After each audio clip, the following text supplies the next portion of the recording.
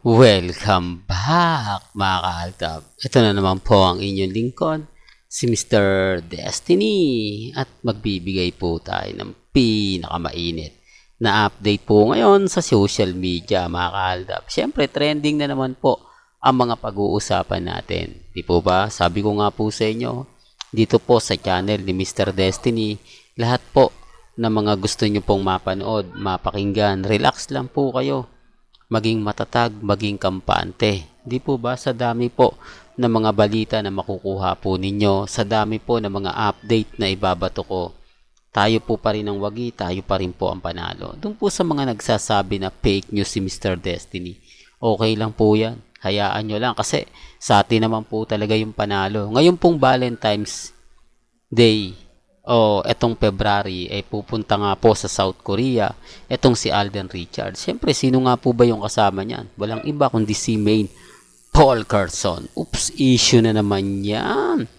Mr. Destiny, talagang gusto mong kasuhan ha? Talagang pinaninindigan mo na magkasama sila Mengay at Tisoy. Talagang sasabihin mo, paano kung nasa Itbulaga si Mengay? Although, consider na natin, Mr. Destiny, na umalis nga si Alden. Pumunta nga ng South Korea, gaya ng sinabi niya. Naandyan si Mengay sa Itbulaga. Sino yung kasama niyang Maine Paul Carson? O ba? Remind ko lang po sa inyo, yung clone, madali naman po makakilala yan Hindi po ba? Pero bakit nga po ba wala pa rin ang mga kaganapan? Di po ba? Although sinasabi ng iba na malaking pasabog daw po sa Valentine's kay Congressman Arjo. Huwag po kayo maniniwala doon. Salitang ano lang yon. Kumbaga salitang lasing. Di po ba? Drawing lang yon, drawing. Para lang klaro. Para lang po sa kaalaman ng lahat. Di po ba?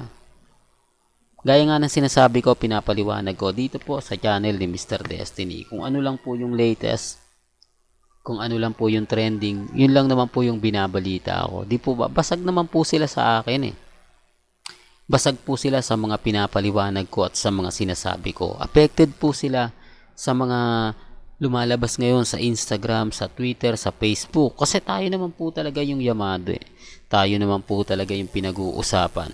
Tayo naman po talaga yung bida pagdating po sa social media. Ngayon, wala naman po silang update kay Mengay ni hindi po nagpo-post si Maine.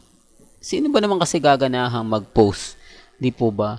Puro ang tanong, Mrs. Atayde, nasa na si Congressman Arjo? Bakit hahanapin nyo sa Instagram ni Maine?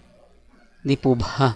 Natatawa nga po ako sa mga komento. Bakit hahanapin nila si Mengay o si Congressman Arjo sa Instagram ni Maine? May sariling Instagram yun. Bakit hindi na lang siya doon mag-post? Di po ba? O sa tingin nyo po ba pinapansin siya? Ito doon na lang sa Itbulaga sa EAT sa studio. Di po ba tinatawag si Maine? Tapos hindi nga rin po sinasagot. Tapos sa live ng Facebook, maraming mga komento ron na kumbaga nasaan na si hindi naman pinapansin ni Maine Lahat ng post niya talagang hindi may iwasan na imposible naman po na hindi makita ni Mengay yun. Ang lalaki ng letra. Di po ba? Pero bakit hindi nga po? Ito lang po mga kaaldab. Sa marami po nagpupunta ito, base po to sa mga main fanatics. Kwento ko lang po mga kaaldab. Sa isang post nakita ko doon na nagpupunta nga po raw sila sa Tomas Morato sa Inasal Republic. Ang sabi ng iba ng mga kumakain doon madalas, hindi po daw nila nakikita na dumadalaw man lang si Maine Paul Carson. Although madalas din po nila makita o nagkakataon lang po siguro na pag kumakain sila doon, sa bagay madalas nga po talaga sila doon kumakain, nakikita nila si Congressman Arjo lang. Di po ba? Nasaan si Maine Paul Carson? Hindi ko pinopromote yun mga kaaldab. Gusto ko lang po malaman ninyo yung totoo. Kaya nga po yung mga main fanatics na pumupunta ron nga. Real talk mga kaaldab. Ni post doon ni Mengay wala Ni Mengay doon wala. Kasi sa totoo lang po, di po ba dapat may schedule si Maine? Halimbawa, doon siya ng araw ng Miyerkules, ng gabi. pupunta siya alas 7, tapos ganto ganyan, para yung mga kakain, dadami. Di po ba? Uy, kain tayo doon. Bakit nandun si Mengay daw mamayang alas 6? O, kaya ang sinasabi ko lang po ito, para lang po klaro. Para lang po sa kaalaman ng lahat. Kasi sila rin naman po yung nagtuturo sa atin eh. Sila rin naman po nagbibigay ng update. Yung mga minsan na mga main fanatics na hindi mo alam kung Aldab pa rin ba o Armain. Kasi totoo lang po, Armain basag na. Wala na po talaga. Tapos yung mga fans ni Congressman Arjo na mga makapink, tumiwalag na po sa kanya kasi full support talaga siya kay BBM. Bumaliktad na po talaga siya, literal.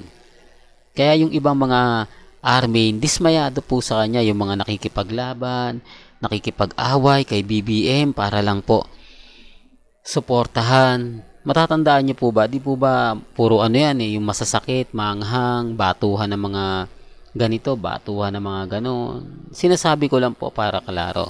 Sinasabi ko lang po para po sa kaalaman ng lahat. Sabi ko nga po sa inyo, dito po sa channel ni Mr. Destiny, kung ano lang po yung latest, kung ano lang po yung trending, yun po yung binabato ko sa inyo.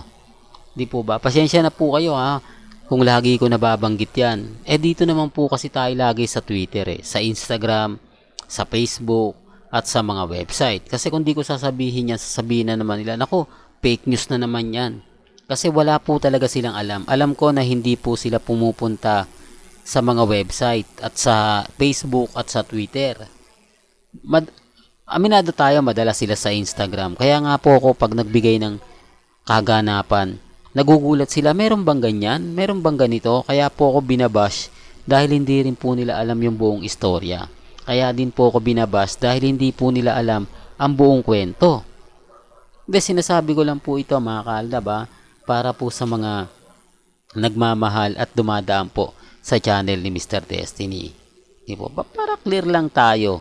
Para alam po ninyo kasi marami talagang mga bitter. Real talk to, marami talagang bitter. Lalo na po sa channel natin. Grabe, kahit sa Facebook, binabanatan po ako eh. Di po ba? Ngayon lumabas po yung TV commercial ni Alden. Ibig sabihin po, patapos na nga po yung commercial niya sa Sting dahil papasok na nga po ang February. Hindi ko lang alam kung first week ng February o second week ng February po aalis si Alden Richards. Di po ba? Yan po yung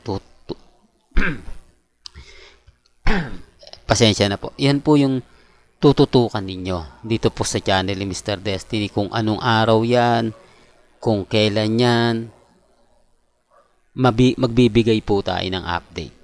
Hindi po ba? Kita nyo naman po wala na rin po si Alden Richards sa All Out Sunday. Sa mga nagtatanong, bakit daw po hindi na siya doon pumupunta, bakit hindi katulad ng dati. Marami na po kasing artista ang Sparkle Artist Center. Sa mga nagtatanong, hindi po ba kasi nababasa ko rin po yun sa website na Quezon Busy, hindi po, marami na po, ang dami na pong artista sa Sparkle.